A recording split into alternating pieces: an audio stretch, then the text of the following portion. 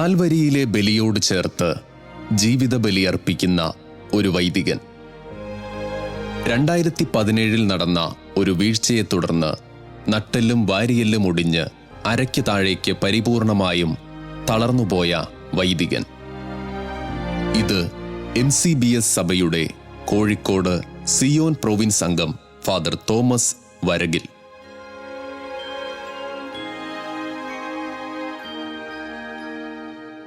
താൻ കിടക്കുന്ന ഈ കിടക്കയും ഈ ചെറിയ മേശപ്പെട്ടിയും അൾത്താരയും ബലിപീഠവുമാക്കി സ്വർഗീയ നാഥനെ കരങ്ങളിലേന്തുന്ന വൈദികൻ.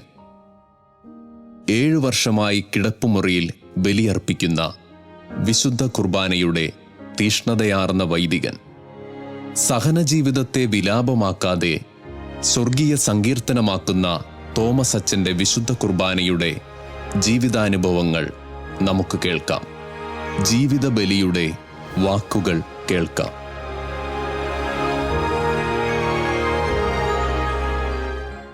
ഈശോയിൽ സ്നേഹമുള്ള സഹോദരി സഹോദരന്മാരെ, ഈ ബലിപീഠത്തിൻ്റെ മുമ്പിൽ ഇരുന്നു കൊണ്ട് നിങ്ങളെ അഭിസംബോധന ചെയ്യാൻ സാധിക്കുന്നതിൽ എനിക്ക് ഏറെ സന്തോഷമുണ്ട്.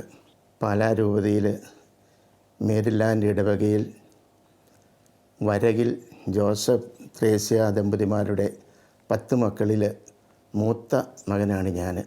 എൻ്റെ ജനനവും ബാല്യകാല പഠനങ്ങളും പട്ടസ്വീകരണവുമെല്ലാം ആ ഇടവകയിൽ വെച്ചാണ് നടന്നത്. എങ്കിലും പൗരോഹിത്യ സ്വീകരണത്തിന് ശേഷം 2 വർഷം കഴിഞ്ഞപ്പോൾ എൻ്റെ മാതാപിതാക്കന്മാർ അവിടെ നിന്നും കോതമംഗലം രൂപതയിലെ കലയന്താനി ഇടവകയിലേക്ക് സ്ഥലം മാറി താമസം ഉറപ്പിച്ചു. അന്നു മുതൽ ഇന്ന് വരെ ഞാൻ കലയന്താനി ഇടവക അംഗമാണ്. എന്നെ സംബന്ധിച്ച് പറയുമ്പോൾ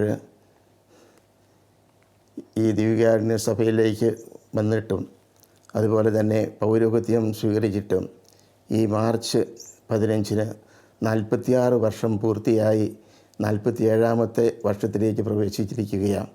കൃത്യമായി പറഞ്ഞാൽ 1977 മാർച്ച് 15 എൻ്റെ പൗരോഹിത്യ സ്വീകരണം.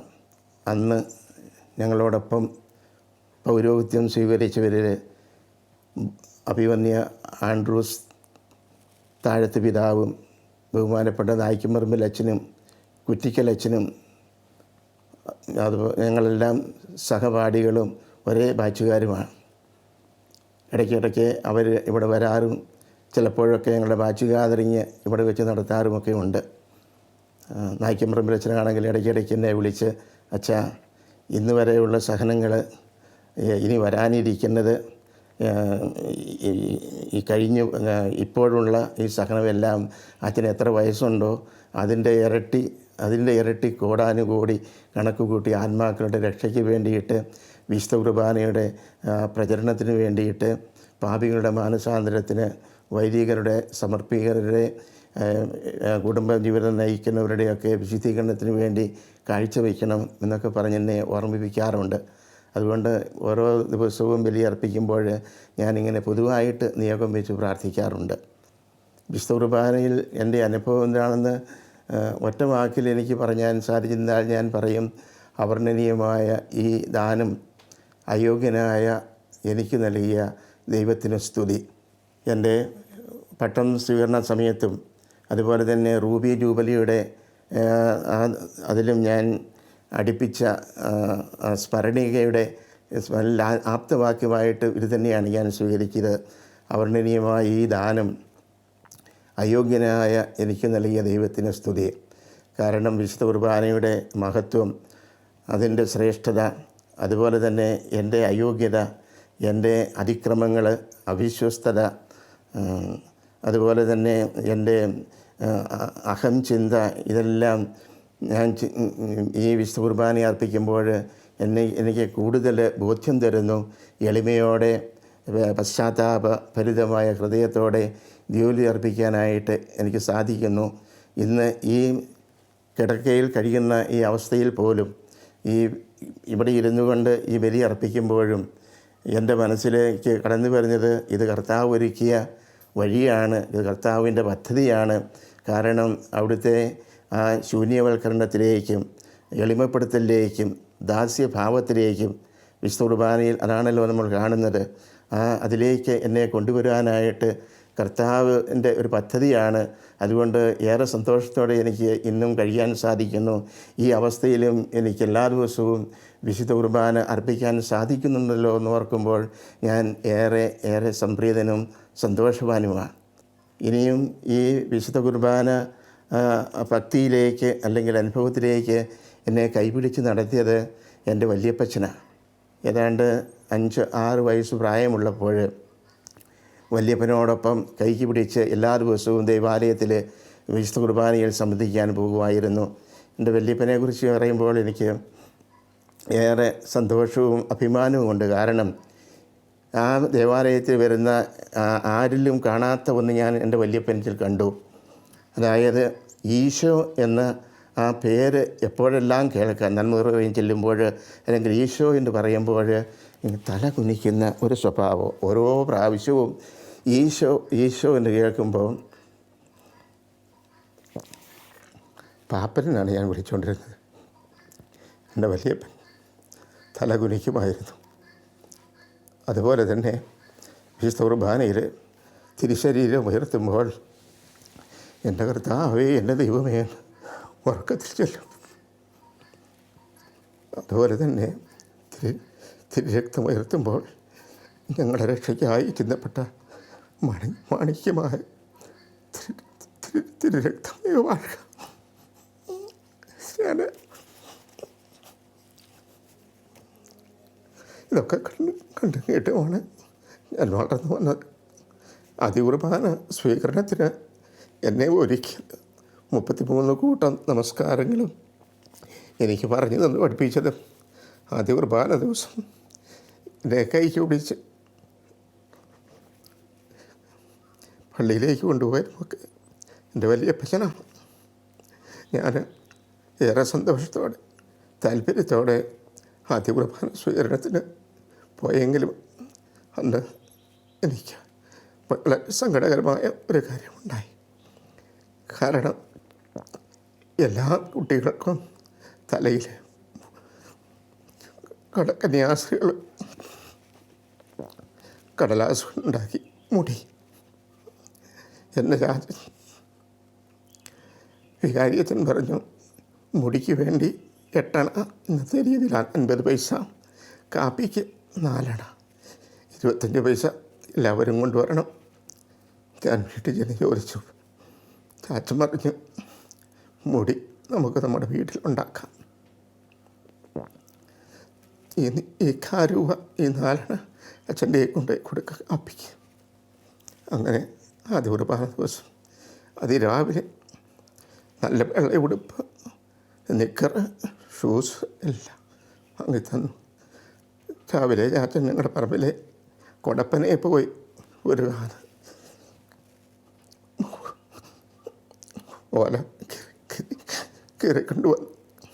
വട്ടത്തിൽ വളയം ഉണ്ടാക്കി എൻ്റെ തലയിൽ കറക്റ്റ് പിടിച്ചിട്ട് അത് തുളച്ച് ചെമ്പരത്തിയുടെയും കോളാമ്പിപ്പൂവിൻ്റെയും വാടാമുല്ലയുടെയും റോസപ്പൂവിൻ്റെയും ഇങ്ങനെ പൂക്കളൊക്കെ വെച്ച് ഒരു മുടി ഉണ്ടാക്കി ആ മുടിയും വെച്ചാണ് എൻ്റെ വല്യപ്പച്ചൻ. അന്നപ്പനും അമ്മയും പള്ളിയിൽ പോരുന്ന പതിവില്ലായിരുന്നു. വല്യപ്പച്ചനാണ് എന്നെ കയ്യെ പിടിച്ച് പള്ളിയിൽ കൊണ്ടുപോകുന്നത്. അവിടെ ചെന്നു കുർബാന സ്വീകരണം എല്ലാം കഴിഞ്ഞു. കാപ്പി കുടി സമയമായി. എല്ലാവരും കാപ്പി കുടിച്ചു കഴിഞ്ഞപ്പോഴത്തേനും എൻ്റെ തലയിൽ വെച്ചിരുന്ന പൂക്കളെല്ലാം വാടി ഓരോന്നോരോന്ന് പൊഴിഞ്ഞ് താഴെ വീണു. അത് കഴിഞ്ഞ് ഞാൻ പനയോല കയറി മാത്രം വട്ടം പിള്ളേരെല്ലാവരും കൂടെ അത് വണ്ടി വിട്ട് നോക്കാൻ ആ കൂടയിലൂടെ അങ്ങോട്ടും ഇങ്ങോട്ടും ഉരുട്ടി. അത് ഞാനും ആ കൂട്ടത്തിൽ കൂടി അങ്ങനെ വളയം ഉരുട്ടുക. അത് കഴിഞ്ഞപ്പോഴാണ് പറയുന്നത് ഫോട്ടോ എടുക്കണം, എല്ലാവരും ഫോട്ടോ എടുക്കാൻ പറയണം.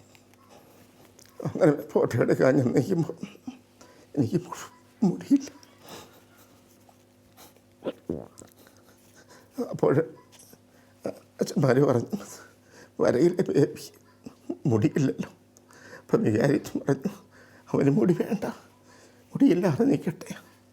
അങ്ങനെ ആദ്യ കുർബാനയുടെ ഏറെ സന്തോഷത്തിൻ്റെ ദിവസത്തിലും ഈ ഒരു അനുഭവം എനിക്കുണ്ടായി എന്ന് പറയാം. പക്ഷേ അന്ന് എനിക്കത് മനസ്സിലാക്കാൻ പറ്റിയില്ലെങ്കിലും ഇന്ന് അതിൽ സന്തോഷിക്കാം.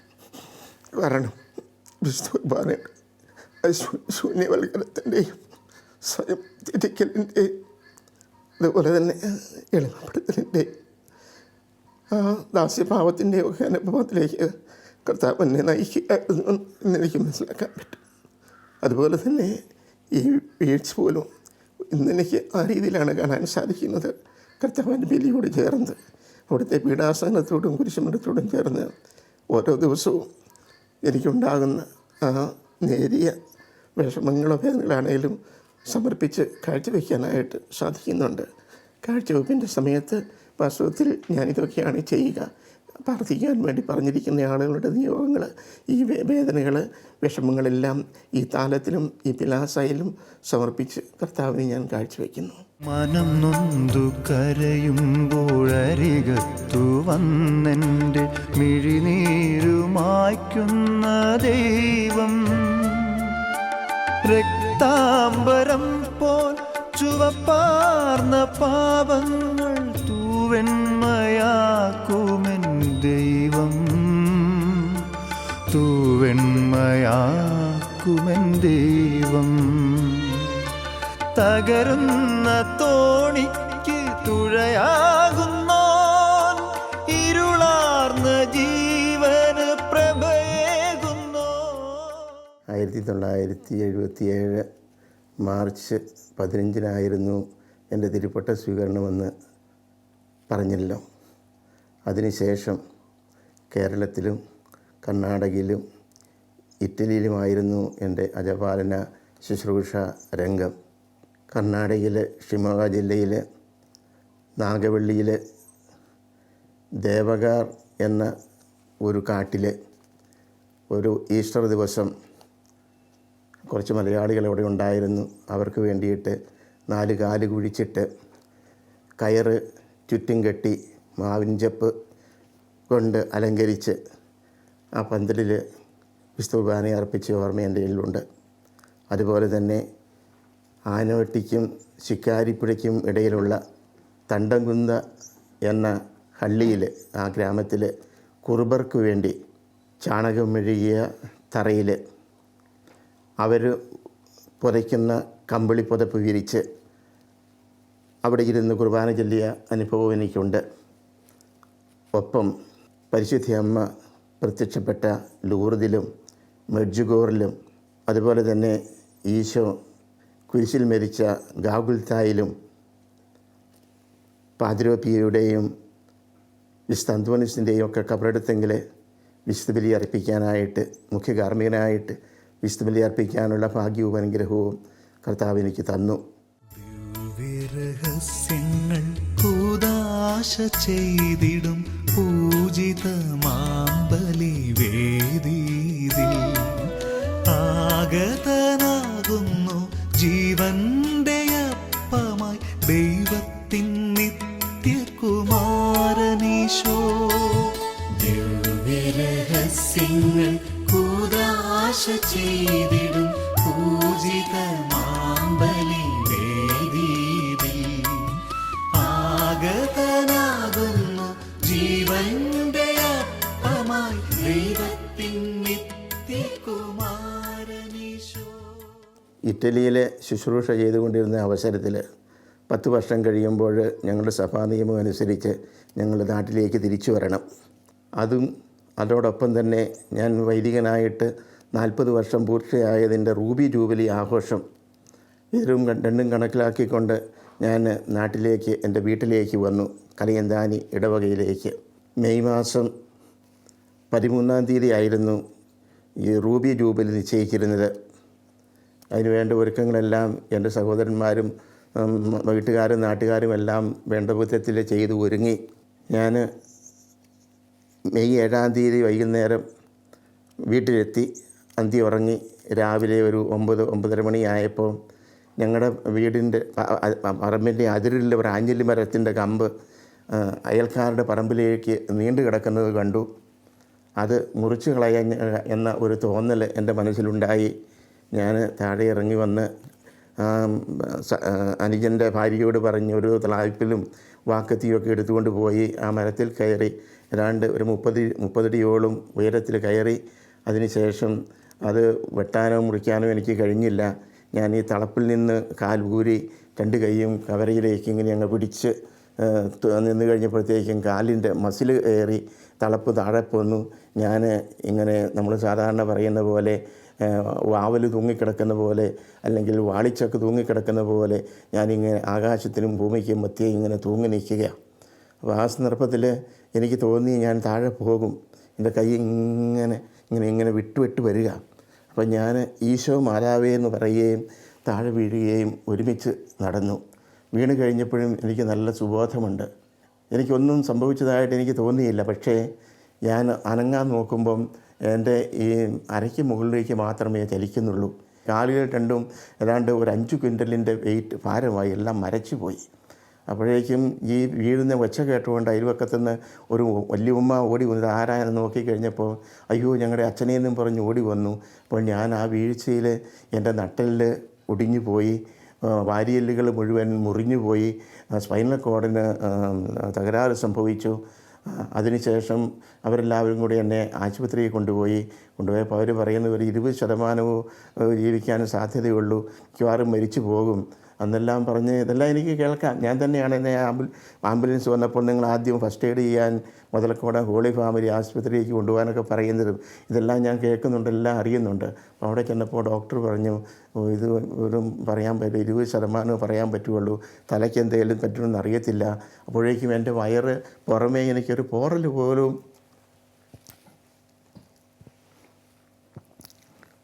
എൻ്റെ തപ്പനം തന്നില്ല.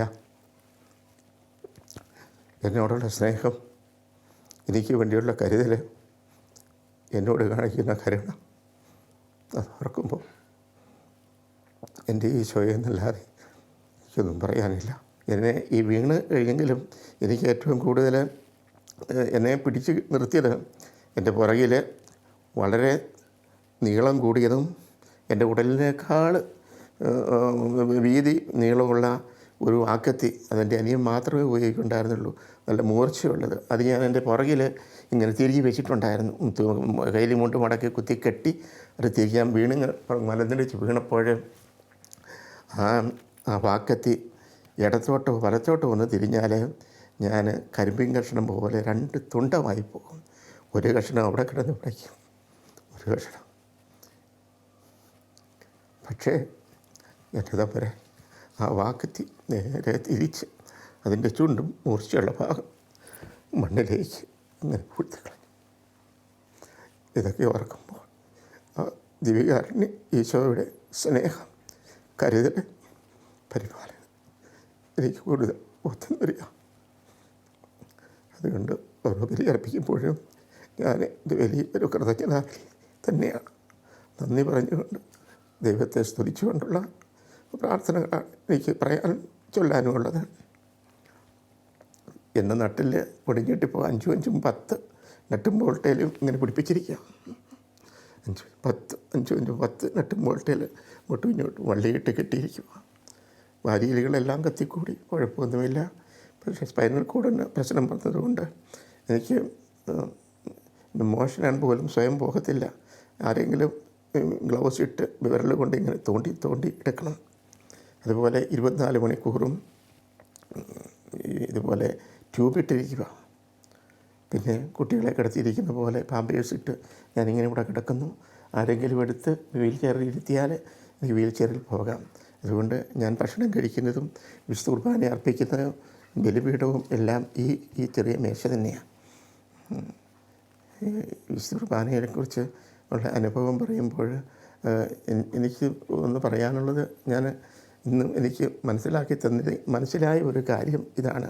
ഓരോ കുർബാന ചെല്ലുമ്പോഴും ഞാൻ എന്നെക്കുറിച്ച് പറയുകയാണെങ്കിൽ എൻ്റെ അഹംചിന്ത, ഞാനെന്ന ഭാവം, അതുപോലെ എൻ്റെ തന്നിഷ്ടം, എൻ്റെ എടുത്തിയാട്ടം, എൻ്റെ പിടിവാശി, ഇതെല്ലാം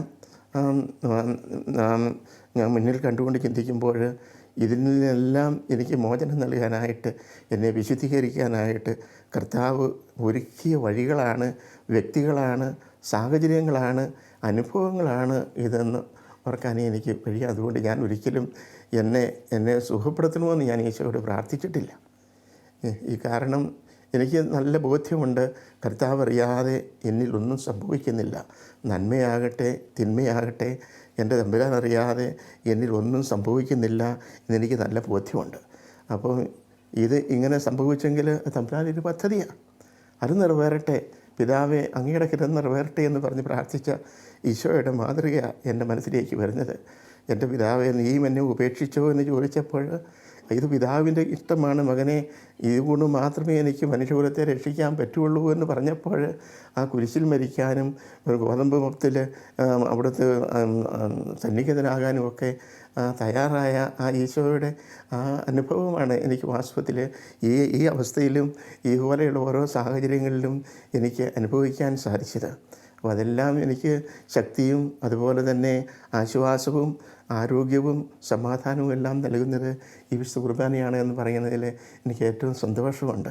അതുപോലെ തന്നെ അതുകൊണ്ട് ആ ഒരു അയോഗ്യതയെക്കുറിച്ച്, അവിശ്വസ്തതയെക്കുറിച്ച്, അശുദ്ധിയെക്കുറിച്ച് നല്ല ബോധ്യമുള്ളത് കൊണ്ട് തന്നെയാണ് ഞാൻ മനഃപൂർവ്വം കരുതിക്കൂട്ടി കാച്ചിക്കുറുക്കിയ വാക്കുകളിൽ അവർണ്ണനീയമായ ഈ ദാനം അയോഗ്യനായി എനിക്ക് നൽകിയ ദൈവത്തിനും സ്തുതി എന്ന് ഞാൻ ആത്മവാക്ക് ചെയ്ത് പൗലോസ്ലീഹ 1 കൊരിന്ത്യരുടെ 9:15 പറയുന്നുണ്ട്. അവർണ്ണനീയമായ ഈ ദാനത്തെക്കുറിച്ച് ദൈവത്തിന് സ്തുതി. ഞാനതും എന്നെ സംബന്ധിച്ചെടുത്തപ്പോൾ അവർണ്ണനീയമായ ഈ ദാനം അയോഗ്യനായ എനിക്ക്,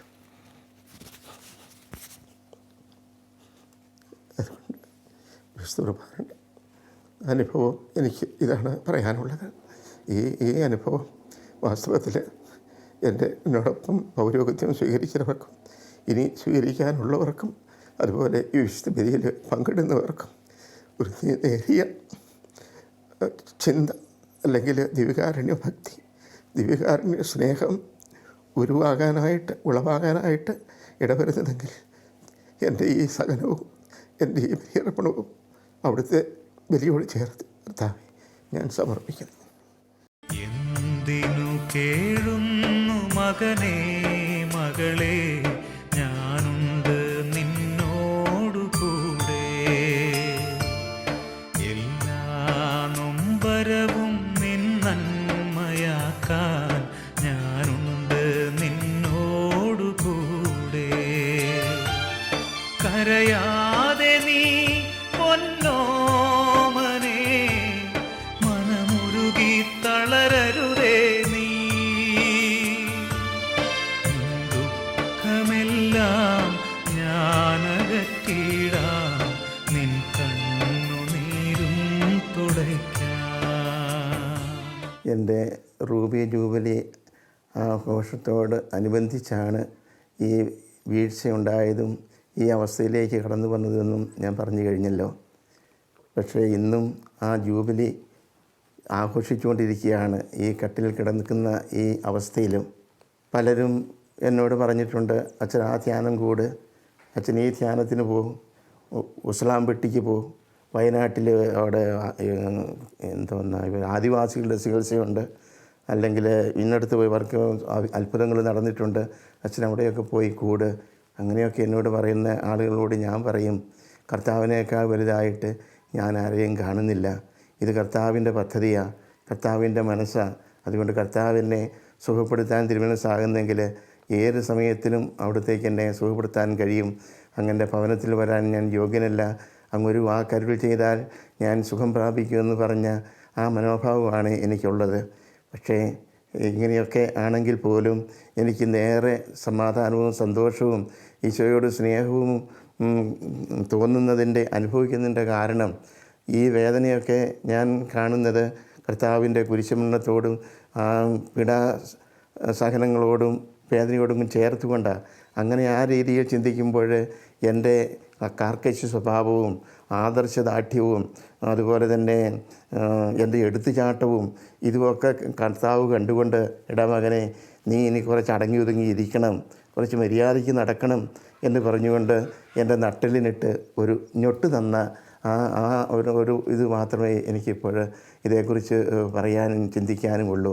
അതുകൊണ്ട് ഞാൻ പറയുന്നത് വിശുദ്ധ കുർബാനയിൽ ആശ്രയിച്ച് കഴിഞ്ഞാൽ, വിശുദ്ധ കുർബാനയിൽ ശരണപ്പെട്ട് കഴിഞ്ഞാൽ കർത്താവ് നമുക്ക് സൗഖ്യം തരും. മനസ്സിനും ശരീരത്തിനും ആത്മാവിനും ഒരുപോലെ. അത് വിശുദ്ധ കുർബാന അത് അമൃതാണ്, ഔഷധമാണ്.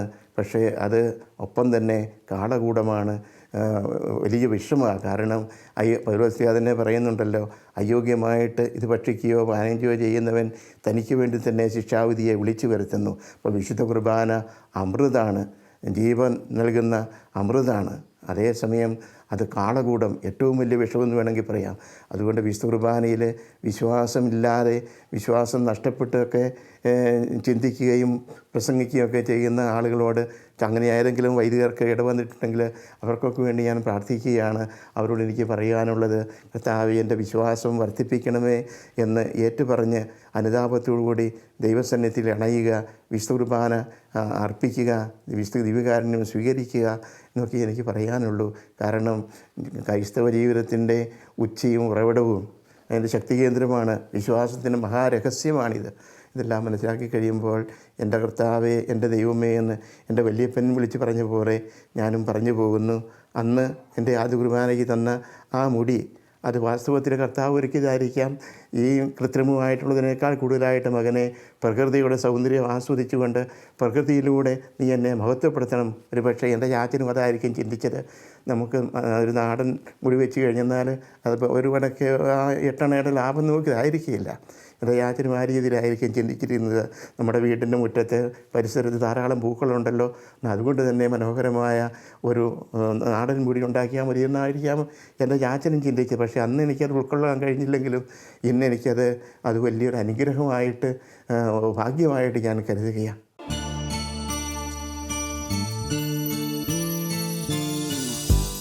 കരുണതൻ കയർ പിടിച്ച് നയിച്ചിടും സ്നേഹമേ, കരുണതൻ കയർ പിടിച്ച് നയിച്ചിടും സ്നേഹമേ, ദിവ്യകാരുണ്യ സ്നേഹമേ, പരിശുദ്ധ സ്നേഹമേ,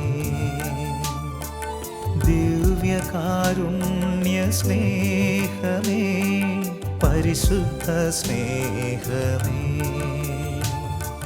പരിശുദ്ധ പരമദിവ്യകാരുണ്യമേ, അനന്ത സ്നേഹമേ, പരിശുദ്ധ പരമദിവ്യകാരുണ്യമേ, അനന്ത സ്നേഹമേ. എല്ലാ ദിവസവും ഈ മുറിയിൽ രാവിലെ 6:30-ക്കും 6:45-നും ഇടസമയത്താണ് ഞാൻ ബലി അർപ്പിക്കുക. കാവൽ മലാഖയെ പോലെ എന്നെ സഹായിക്കാനും ശുശ്രൂഷിക്കാനും എൻ്റെ കാര്യങ്ങൾ നോക്കിയും കണ്ടും ചെയ്യാനും അജി എന്നൊരു സഹോദരൻ ഇവിടെയുണ്ട്. അദ്ദേഹമാണ് എൻ്റെ എല്ലാ കാര്യങ്ങളും നടത്തി തരിക. അജി എല്ലാം ഒരുക്കി വയ്ക്കും. കുർബാനയ്ക്ക് ശേഷം അദ്ദേഹം ചൊല്ലും. ഞാനും അജിയും ഒന്നുപോലെ വിശുദ്ധ കുർബാനയ്ക്ക് ശേഷം ദിവ്യകാരുണ്യം സ്വീകരിക്കും. അങ്ങനെയാണ് ഇപ്പോഴത്തെ രീതി. ആ കുർബാനയർപ്പണത്തിൽ ഞാൻ രോഗികളായിട്ടുള്ളവർ, അതുപോലെ തന്നെ വിവാഹപ്രായമായിട്ടും വിവാഹം നടത്താൻ പറ്റാത്തവർ, അതുപോലെ വർഷങ്ങളായിട്ടും വിവാഹശേഷം കുഞ്ഞുങ്ങളില്ലാതെ കഴിയുന്ന ദമ്പതികൾ, അതുപോലെ തന്നെ വളരെയേറെ വെല്ലുവിളികൾക്കും വിമർശനത്തിനും വിധേയമായിക്കൊണ്ടിരിക്കുന്ന പൗരോഹിത്യത്തിലും സന്യാസത്തിൻ്റെയൊക്കെ ഇതിനു വേണ്ടിയിട്ട് ലോകത്തിൻ്റെ പൊതുവായി എന്ന കാര്യത്തിൽ, അതുപോലെ തന്നെ പാപികളുടെ മാനസാന്തരത്തിനും, അതുപോലെ ഇന്ന് മറ്റു സ്ഥലങ്ങളിലെ വൈദികർ ബലിയാക്കപ്പെടുന്നുണ്ടല്ലോ ജീവൻ ഹോമിച്ച്. അപ്പോൾ അങ്ങനെയുള്ളത്, അതുപോലെ തന്നെ എൻ്റെ തന്നെ ആത്മവിശുദ്ധീകരണം, ഇങ്ങനെയൊക്കെ ഓരോ നിയോഗങ്ങൾ വെച്ചാണ് ഞാൻ ഈ താലത്തിലും ഗാസായിലും ചേർത്ത് അപ്പത്തോടും വീഞ്ഞിനോടും ചേർത്ത് സമർപ്പിക്കുകയും വിശുദ്ധ കുർബാന അർപ്പിക്കുകയും ചെയ്യുക. മനം നൊന്തു കരയുമ്പോഴരികത്തു വന്നെൻ്റെ മിഴിനീരുമായ്ക്കുന്ന ദൈവം, രക്താംബരം പോൽ ചുവപ്പാർന്ന പാപങ്ങൾ തൂവെണ്മയാക്കുമെൻ ദൈവം, തൂവെണ്മയാക്കുമെൻ ദൈവം. തകരുന്ന തോണിക്ക് തുഴയാകുന്നോൻ, ഇരുള ഈ പ്രോഗ്രാമിനെക്കുറിച്ചുള്ള നിങ്ങളുടെ വിലയേറിയ അഭിപ്രായങ്ങൾ ഞങ്ങളെ അറിയിക്കുക. തുടർന്നും ഇത്തരം അനുഗ്രഹപ്രദമായ പ്രോഗ്രാമുകൾ ലഭിക്കുന്നതിനും കൂടുതൽ ആളുകളിലേക്ക് ഇത് എത്തിച്ചേരുന്നതിനും ചാനൽ സബ്സ്ക്രൈബ് ചെയ്യുകയും ഈ വീഡിയോ ഷെയർ ചെയ്യുകയും ചെയ്യുമല്ലോ. ഈശോ നിങ്ങളെ അനുഗ്രഹിക്കട്ടെ.